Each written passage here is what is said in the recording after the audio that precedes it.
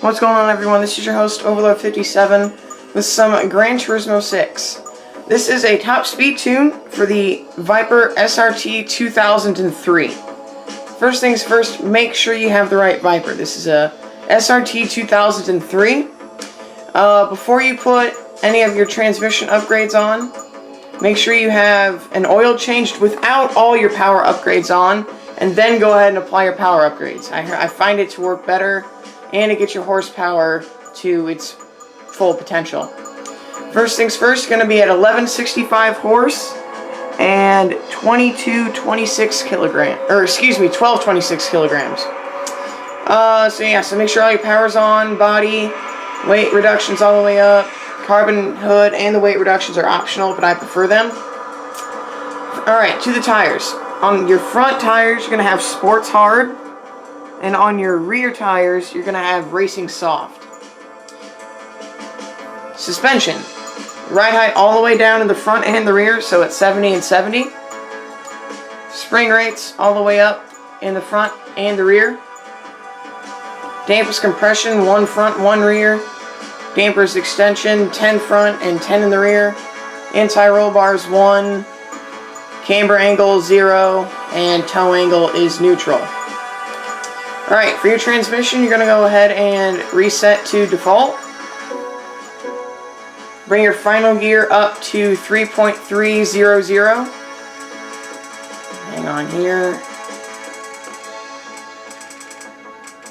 3.3. Max speed to 205. And then your first gear is going to be, I think it was 4.220 is going to be your first gear. So not all the way up, but almost. Second gear is going to be 2640.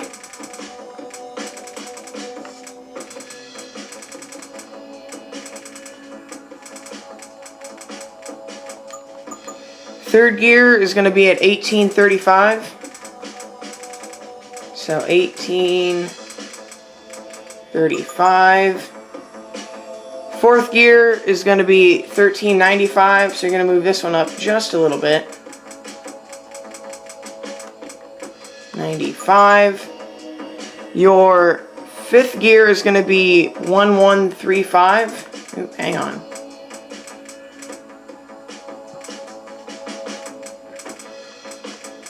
So again, not quite all the way up, but almost there. 1135, and then your final gear, I believe, is, let me pull up my notebook, is 870. So we're actually going to bring this one down a little bit.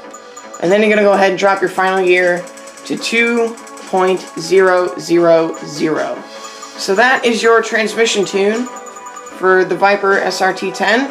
Drivetrain, triple clutch plate, carbon drive shaft. You can have this whatever you want, whatever you guys want it at. I just have it like that to prevent wheel spin. So let's go ahead and see what this thing can do. Make sure all of your assists are off. Manual transmission, 0 traction control, 0 skid recovery force. And let's go ahead and break it out.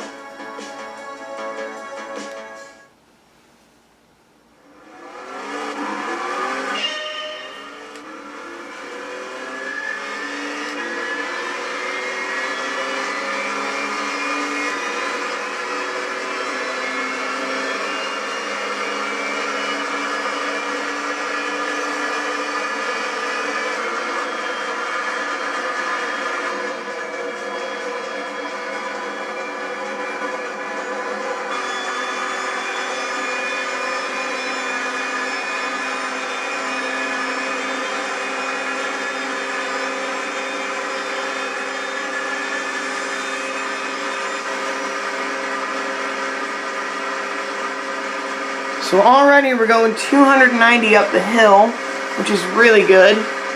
And then down the hill, we'll pick up some speed here. Well, this is where cars usually reach their top speed by themselves. And then they'll drop probably 2 or 3 miles an hour once they balance out.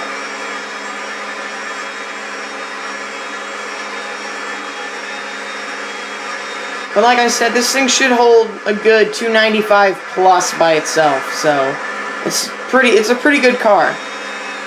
It's a nice sleeper too. I personally really like this car. This is my the newest car that I bought actually for top speed. The one I had before this was a C7 that would usually do pretty good. But here's what I really love about this car.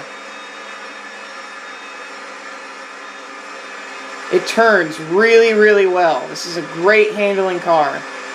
I love it. I usually like to ride the Highline for just grip purposes, I guess, because it's easier to turn. But I like the Highline because that's the fastest way around this place. I personally think so. And then we're going to go ahead and end this video with a little spray down the backstretch.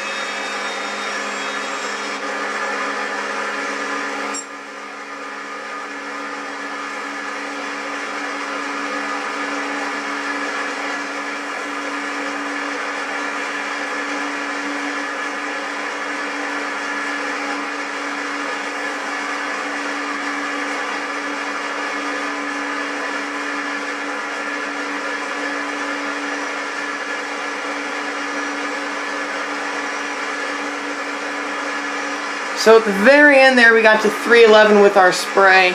This thing can easily keep up with your GTRs, TZs, and Huayras. I find it to be pretty useful. It's really difficult to wreck too, like if you get side slammed by somebody.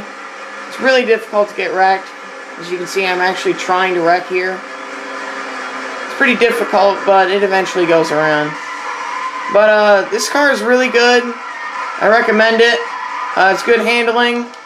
Good speed overall. If you guys enjoyed this video, be sure to leave a like down below.